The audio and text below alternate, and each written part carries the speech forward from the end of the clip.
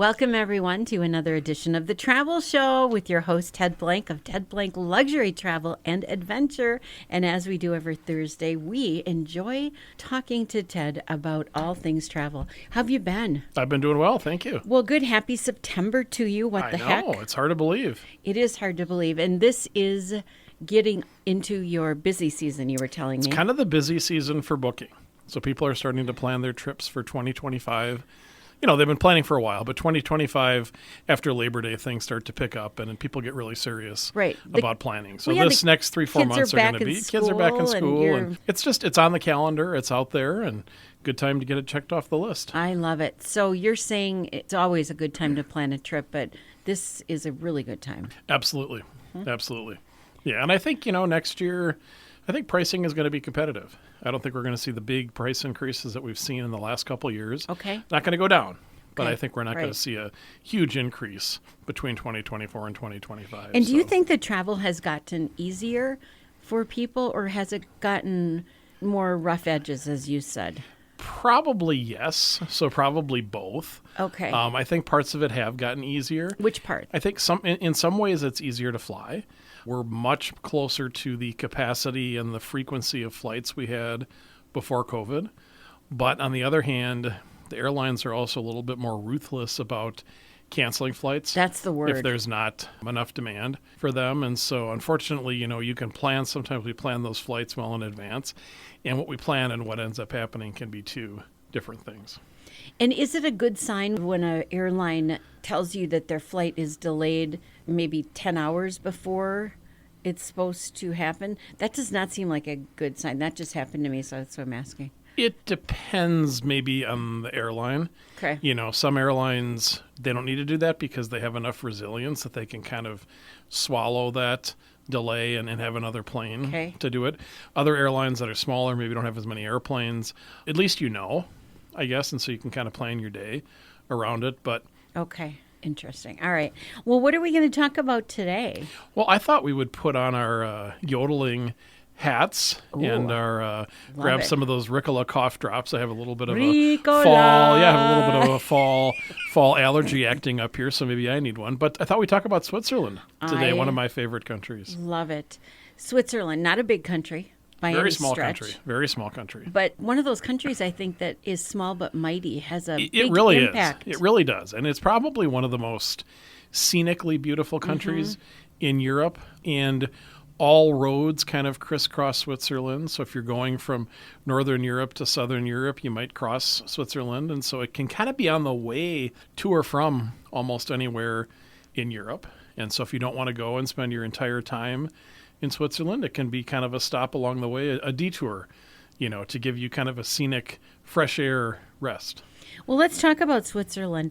What would you recommend we do there? Or what would you where do we fly directly there? What do we do? Well, let me say this first of all in Switzerland. Okay. I know it's apple season now. Yes. And you know what happened to the world's second most famous apple. I guess Eve ate the first most famous apple, but the second most famous apple, I don't think I know. William Tell.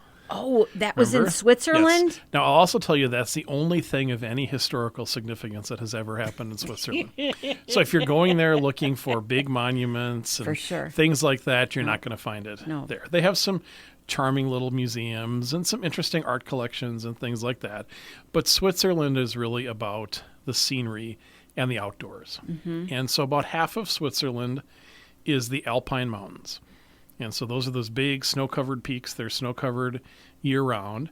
And the other half of Switzerland is kind of a flat agricultural area with a lot of small rivers and beautiful lakes.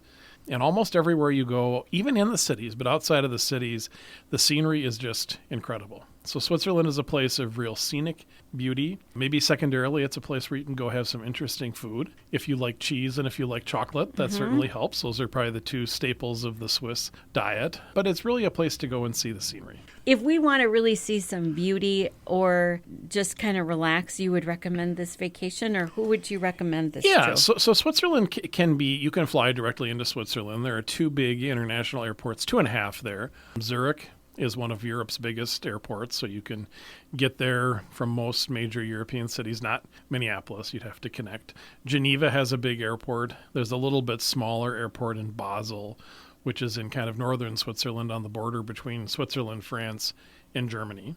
You can also fly into Milan in Italy, which is about 90 miles south of the Swiss border. So if you're going to fly in and you're going to make Switzerland the centerpiece of your trip, it's easy to get to. If you're in another part of Europe and you want to get there by train, there are conventional and high-speed train lines that come from pretty much every European country into Switzerland. The two biggest cities are Zurich and Geneva. Neither of them is probably the highlight of the country. They're both very nice cities, very clean, very safe. They're beautiful cities in a lot of ways, but they're just kind of big cities with offices and shops and hotels and things like that. And it's when you get into some of the smaller places in Switzerland that really the beauty just comes alive. Interlaken in the center of Switzerland. Interlaken means between the two lakes, and it's located between the Lake of Thun and the Lake of Brienz, and it's right in the heart of the Alps. So it's at the foot of the Alps. And so that's where you would start your journey up into the top of the world. You can go up a mountain called the Jungfrau, and it takes probably about 4.5 hours to get up to the top by train. And when you get there, you're actually at one of the highest points in the world that humans can go to without, scaling a mountain like Mount Everest. And the views up there are just absolutely incredible. I mean, absolutely breathtaking. And the journey up and the journey down on one of those cute little cog railroads, that goes almost at a 45, 50 degree angle up the side. I mean, it's really quite impressive to get there. And the Swiss, they're engineers. And so it is amazing how they have managed to conquer these mountains and take you to the top in total comfort. So you don't have to break a sweat to get to the top of this mountain. And when you're at the top, what is there? So it's basically an open-air observatory. And you walk out, and as far as you can see are the alpine glaciers. It's white, even in the middle of the summer.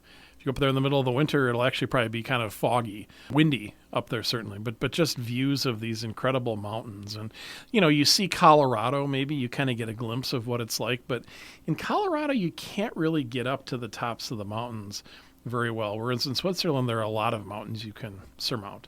And several of them are right near Interlaken in the center of the country. So there's no restaurants or anything? Oh, yeah, the restaurants. There's always a gift shop. Oh, okay. Pay toilets. Just to warn you. I know, isn't it terrible? But they're really clean. No kidding. That toilet paper's got to get a long ways up to get So there. is that a day trip then, Ted? That'd be a day trip. It's a day trip from Interlaken. And there are several other mountains in the area that, like I said, you can also go up. You can cruise on the beautiful lakes, on those lake steamers that we've all seen pictures of. They almost look like they're toy boats, and they have a big Swiss flag on the back. And just the scenery is incredible. You can just sit there and just drink it in for hours and hours, and it's never the same. You go around every corner, and there's something different to see.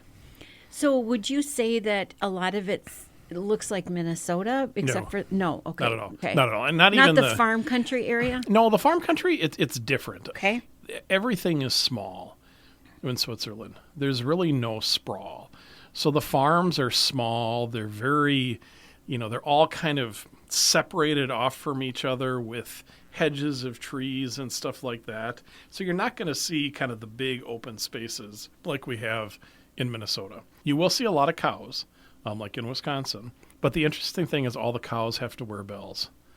And so you'll oftentimes hear the cows before you see the cows. Is that because there's no fences? No fences, and every farmer has kind of a slightly different bell too. But I think it's actually just to sell souvenirs. That's why they do it now. It's interesting. You can open up the window to your hotel in the dark, and it sounds like there's a handbell choir going on outside, and it's actually all the cows. There are so many cows and so many bells that it's just a neat experience. So the big city, what would you do there? So Zurich is kind of famous for its shopping. Yes. There is a street there that's, the kind of place where they're going to check your credit report before you enter some of the stores. There are some interesting museums there. There's actually a Swiss, like a folklore museum, some history museums, some kind of nice, small, interesting art galleries. But a lot of people in Zurich will go for a cruise on the lake to see Lake Zurich, to see the scenery. So it kind of always just keeps coming back to scenery in Switzerland. And what drives the economy there? So Switzerland is a very, very wealthy country, one of the wealthiest countries in the world. Banking is a very important industry there. Very high-tech, precise manufacturing. They make a lot of scientific equipment, gauges, and factory equipment and stuff like that. And then tourism is certainly an important part of the economy as well. So the Swiss watches, that was born out of this whole technology. Yes, the Swiss are very, very, very good engineers. They're very precise, and it's amazing. Switzerland has an incredible public transportation system. And, you'll be taking a train from one city to another, and maybe you have to change trains, and they'll have a 4-minute connecting time. And we get kind of nervous about that. You'll have 2 minutes to spare. No worries at all. It's very precise, very well run. If a train is 5 minutes late, the president of Switzerland is probably going to get fired. I mean, it's just an incredibly well-run country with very, very high standards of everything. Very, very high standards of accommodation, very, very high standards of food and customer service, and, really clean. They're a wealthy country, and they put a lot of money into keeping their country nice, I would say.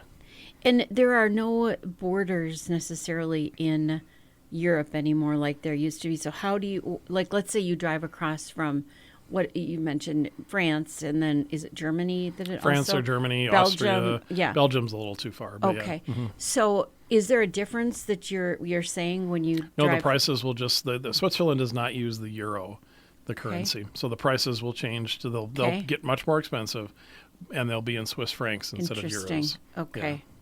So why do people use that phrase, Switzerland? He's like Switzerland, meaning you kind of are milquetoast and you don't really have an opinion or whatever. So Switzerland is a neutral country. Neutral, and that's that means a better word. during the wars, World War I, World War II, the Napoleonic Wars, they didn't take sides. And so they essentially managed to keep out of those wars. Right. And so they did that by, not really being very friendly or very antagonistic towards either side. And even today, Switzerland, they are not part of the European Union. They have a very close relationship with them, but they aren't going to get much closer. They kind of keep them close, but at an arm's length. And it's a democracy, right? Yeah, Switzerland is actually a very direct democracy. Okay. And in fact, a lot of votes are done by referendum, as opposed to having them decided by elected officials. So there are very often referendums where they will make decisions about certain topics of interest. But yeah, it's a very, I think it has 36 cantons, which are kind of counties. Okay. They're very autonomous. They have a lot of their own ability to raise revenue and spend things and fund transportation and other things. But the government is pretty flat and pretty small. And there's actually sort of a president of Switzerland, but it rotates. I think it's every 2 years. So nobody actually runs to be president of Switzerland. They kind of take their turn doing it, which, I don't know. Someone maybe that's from the canton? somebody from the legislature, from the Okay. national parliament. Okay. Yeah. Wow. So you would recommend a tour. Now, you mentioned it's a small country. So would you tie that into visiting other countries, or what amount of time would you spend in Switzerland? Yeah, so Switzerland, one really neat way to see Switzerland is to go to Switzerland before or after a river cruise on the Rhine River. The cruises will start and end in Basel, which is a big city in northern Switzerland. That's kind of where the Rhine River, basically the navigable part of it, ends. And so you can spend 4 or 5 days in Switzerland beforehand. And that's something where the river cruise companies will have pre-arranged programs that you can participate in, or we can certainly help arrange something customized for you. You could go there and spend, anywhere from a week to 2 weeks exploring Switzerland as part of a guided tour or independently. It could really be done in either way. I think there's a lot to be said for the guided tour in Switzerland because the logistics of getting from point A to point B can be kind of challenging. And so, you think about it, wouldn't you rather get up in the morning and put your suitcase outside your door, go off and have a really great day, and then when you get to your hotel in the evening, your suitcase is in your room waiting for you rather than have to schlep it down the street to the train station and figure all that stuff out. So guided tours are a great way to explore Switzerland. You can do it as kind of a standalone destination. It's very popular. People will go to Switzerland and no place else. You can kind of tack it on to a trip to France or Germany, Italy, Austria. Austria has Alps as well. They kind of start to get a little bit smaller as you go through that. So like I said, kind of anywhere in Europe, you can make Switzerland a part of that journey. And even if you only go for 3 or 4 days, you'll get a nice flavor for it, and you could certainly go back and see more another time as well. What is your favorite part of Switzerland? Well, I really think that central area that I talked about, Interlaken, is beautiful. The other city that's kind of on the other side of the mountains from Interlaken is called Lucerne. And it's really probably one of the most beautiful cities in the world, the setting of the city. It's set along a lake. It's surrounded on all sides by the big alpine mountains. It's a charming town. It has a beautiful historic old town. There's actually a bridge there called the Chapel Bridge. That's a wooden bridge that dates from the 1500s. You've probably seen a picture of it. If you Google Switzerland, you'll see a picture of the Chapel Bridge. And from there, you could spend easily 5 or 6 days just going off and exploring the different mountains and always be able to go back to the same place to end with. So that's a really neat part of Switzerland. If you go a little deeper into the Alps, there's a little town called Arosa. And Arosa is located up about halfway up the mountain. It's not too far from the big ski resort of St. Moritz. Very fancy ski area. But Arosa is a little more isolated. You can get there on a train, and the train just goes up to Arosa, turns around and goes right back down. It's kind of the end of the world. And it's set in kind of an alpine valley. It's got a beautiful lake there, some absolutely gorgeous Swiss hotels. And again, it's a place you can just spend a couple days enjoying the scenery. You can go swimming in the lake, go for a hike around there, go for a stroll, or just kind of relax and enjoy the scenery. So there are a lot of places in Switzerland that are really quite beautiful. And you can help us put this together, Ted. Absolutely. How could you do that, please? Yeah, so give us a call at 651-964-8245, or you can visit my website, tedblanktravel.com, and on there there's a little form you can fill out. And if you want to learn more about Switzerland, just let us know, and we'll set up some time to talk to you about it. Oh, I love it. Switzerland is so beautiful. How wonderful that you're telling us all about some of these things that we didn't know about. This show is called The Travel Show with host Ted Blank, and we really appreciate Ted's time every week. You are listening to another edition of The Travel Show on AM 1460 and FM 97.7 KDWA in Hastings. This travel show has been brought to you by Ted Blank, Luxury Travel and Adventures.